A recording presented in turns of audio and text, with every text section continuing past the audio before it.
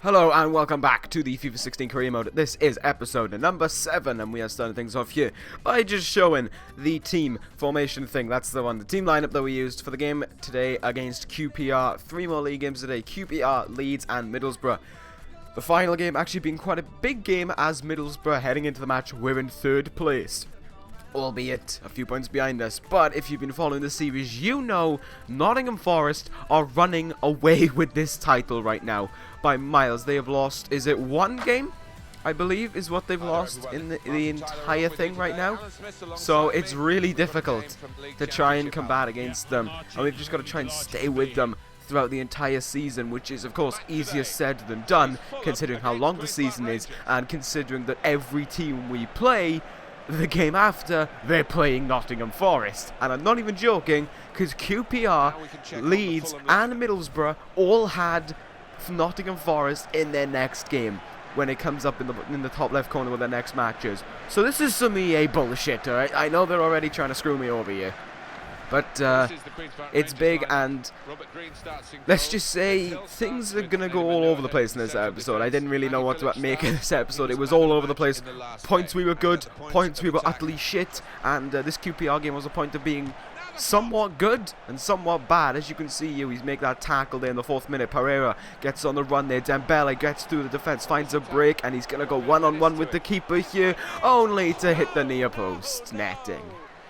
So that was a disappointing start, but then moving on, we didn't have time to recover because QPR were right back on the attack. This game was very entertaining, box to box, and a lot of shots to show as well. So here we go, Diakite, nice passing here, finds Junior Hoylett, finds Fowlin right in front of the keeper. He makes a good save there to keep that from going in the back of the net. Now then, we don't have much time to recover because once again they're on the attack. Here comes the corner now, they're going to cross it in. Whips it in here, kinda doesn't really find anyone, sort of goes all over the place, but then they get a shot and it's way too much at once. The keeper saves it, it sort of goes for a shot but it ends up going across the goal, and then it just so nearly finds that player, but it's thankfully stopped. Pereira there makes a nice run off the bar though, and Chalobah is able to make it 1-0. I didn't get much time to talk about that, but there it was. Pereira got on an excellent run. The keeper came out, comes off the bar. Here we go, here's the run again. Great run here, takes the shot. Actually, I think he Meggs the keeper. Not Meggs the keeper there, but Chalobah just able to get there on the rebound. And the keeper was close. Rob Green was so close there. But I think it was the jump he had to make over his player that might have cost him from getting to that. But it's Chalobah to get us into the 1-0 lead there. And that was I believe that's his 2nd goal now of the campaign, so not too bad for a lone star. Anyway, once again back on the attack here. Dembele makes a run through, trying to get through all the players, and takes the shot, and it goes just slightly over the bar. It was very unfortunate that it's a good shot, but once again just finds its way over the bar, and that's kind of what Dembele has been all about recently. He just takes these shots, and some of them are very good, but they just seem to never be on target. But here is a great run from IB. Finds the space. He's got space for days. One-on-one with the keeper, and he goes wide. What was going on? We have chances to make it, 3-0 at this point, and all of them were basically wasted apart from the Chalobah goal. But so many opportunities were just let down the toilet, and now moving on here to the 2nd half. 60th minute. It's a corner here. Sort of goes all over the place. Takes the shot there. Good save. But then Carl Henry makes it 1-1. Now this guy was something to behold. I mean, the goal was kind of shit, but everything that happens in between is just weird. This guy comes on within 2 minutes of being on the field, got a yellow card, and then about 2 minutes later is scoring a goal. Like, seriously. And I don't even know what that is by Rohan Ince. It's poor, and just Carl Henry's allowed to get around him and put it back in the back of the net. 1-0 there, and it was very bad to say the least. Though we were going to go for a draw here against QPR. And now 89th minute, Pereira with so much motivation, didn't want to lose the ball. They ran back to get it. Dembele now in the box trying to find something, takes the shot, it gets saved, and Rohan is on the rebound in the 90th minute, makes it 2-1. Of all the times to redeem yourself for letting in that goal, the 90th minute, when the win can be decided in a matter of seconds. Look at this, just great run from Dembele, finds his way through everyone. Good save by Robert Green, but once again the defenders not there to assist him on the rebound, and Rohan Ince makes it 2-1 and surely seals the game for Fulham. Another win here. What an intense final few moments it was trying to hold on, but thankfully it was good enough. The 4 added minutes put on a lot of pressure, but it was enough for us to hold on and get the win that we needed there. It was very, very difficult at points during the game. QPR were absolute possession machines. I believe they had something like 65% of the possession. But at the end of the day, we were the winners 2-1 there, so it was difficult, but it was a good win as well. Anyway, moving on to Leeds United, who have an all rights reserved on their logo. Just thought I'd point that out. Heading into this game anyway, I think Leeds were about 7th, so it's not like they were far behind us, so we did have to take this game rather seriously, which is essentially what we did. You know, we didn't want to try and treat it as an easy game, because the last time we did, I believe that was against Brentford, and we lost that game against a team that is now in like 18th or something. I don't know, you'll see at the end of the episode anyway. There's Leeds' lineup. Now, as you can tell, I didn't do the thing where we usually go into the squad thing and do it, because I'm trying to save time, because the QPR game had so many highlights that it was just trying to condense this video down to be of a normal length. But you'll be glad to know, aside from the goals in this game, there was jack shit in highlights. And you're going to see this anyway. In the 12th minute, I have no clue what happened here. Very nice one-touch passing, and Antonucci puts it in the back of the net with a great one-touch shot to make it 1-0 very early on in the game. Now, this goal just sort of came out of nowhere. We were just chilling in the midfield, just going back and forth in the midfield, and then all of a sudden, this comes out of nowhere. It's a nice run. I didn't catch the guy's name here, but it's Antonucci. Plays it back. One touch, takes the shot outside the box, and it's beautifully into the top left corner. But here, Hindman steals the ball of Bamba, and Bamba doesn't like that, so he slides in and absolutely decks Hindman, who is like one of the more weaker centre mids, but he wanted a game time just to experiment with the squad. And as you're going to see later on in this game, and by later on I mean in a few moments, that decision might have paid off. But Bamba wins us the free kick here. Kenny takes the free kick, takes in, Aravidis headers it in to Hindman, the guy who gets us the free kick, gets us the equalising goal as well. Now, I don't know what that is, but that was so nice. I don't know. I don't know if I cocked up with Aravidis there. Instead of a shot, it's just sort of headed over to Hindman. But it's so headed so nicely that there's absolutely nothing anyone can do. Hindman just needs a little simple tap in. It is a bit of a sweaty goal, but it's 1-1. So, you know, just got to take that. And there you go, Emerson Hindman getting his first goal in one of his first games in the league.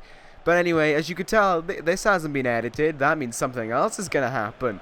Here we go, right from kickoff, Leeds absolutely demolishing us. Just passing it, just finding all the gaps here. Antonucci, the man who scored earlier, now crosses it in. Doesn't really find anyone except for Botaka, who's unmarked. And it goes in the back of the net for 2-1, followed up by this. Now that is exquisite. But what happened here? It's a bit, like, I'm not going to argue with the cross. It's a nice cross, but just look how easy Botaka just gets away from his marker. It's like the marker stops. And then, well, Jordan Lukaku just sort of trying his best to stop that from reaching Botaka, but it doesn't do anything. And it's 2-1. It was very disappointing to see that go in after all the hard work we had done to get that equaliser. But here's Aravidis on the run. Pass into Lingard there. Could have gone awfully. Lingard just trying to find someone. Finds Kearney. Kearney now on the wing. Look at that. Just the way he gets through these players is so nice. Takes the shot here. It deflects off a player and goes in the back of that. So many dodgy goals this episode. But that's the equalising goal. Now, the run itself is so nice, just the way he's able to get past so many players. But the shot, I don't know if it was going to go in or not. I highly doubt it was. To be fair, like, it just looks like the keeper could have got to it. But the deflection just stops all momentum and chips it over the keeper and into the back of the net. And we weren't able to capitalise on that. But then again, neither were Leeds, and the game ended 2-2. Now, it sounds entertaining, but seriously, aside from the goals, it was just so much passing around in the midfield, trying to get into the attacking third, stopping. But nevertheless, 2-2, so entertaining. That goal to watch it. It's such a funny goal, and it shouldn't be, especially if, you know, you're from, you know, if you're a Leeds fan. Anyway, Making the squad here now for Middlesbrough, our biggest game of the episode, kind of our rivals. Middlesbrough, as I said at the start of the episode, in third place, sorry. And, yeah, we're really speeding through this because, fucking hell, that QPR game had a lot of highlights. And you'll be good to know that even though that game had a lot of highlights, this game had barely any. This was such a boring game to play. There was nothing entertaining. I thought it was more entertaining when playing it. Then I went back and was going through this and editing through it. It's jack shit. So there you can see the lineup, the table even. Nottingham Forest still running away with it. 5 points ahead. So literally nothing we can do to catch up with them at this point. It's almost impossible. It's so difficult, and to make it even better, we have to play against Jordan Rhodes, who is in second place in the top goal scorers of this league. As you can see, our players aren't there really because we have 3 strikers who we alternate between every game.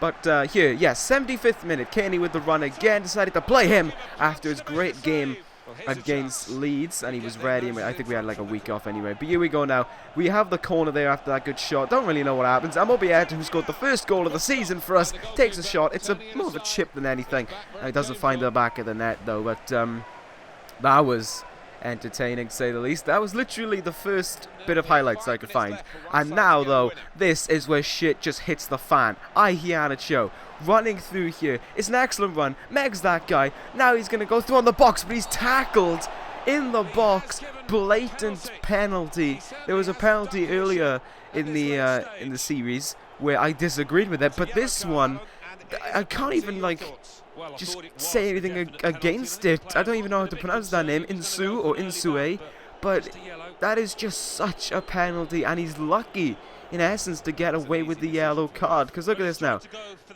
Just gets absolutely none of the ball, takes down Iheanacho, and it's an absolute penalty. Now you may have noticed that penalty was given in the 85th minute.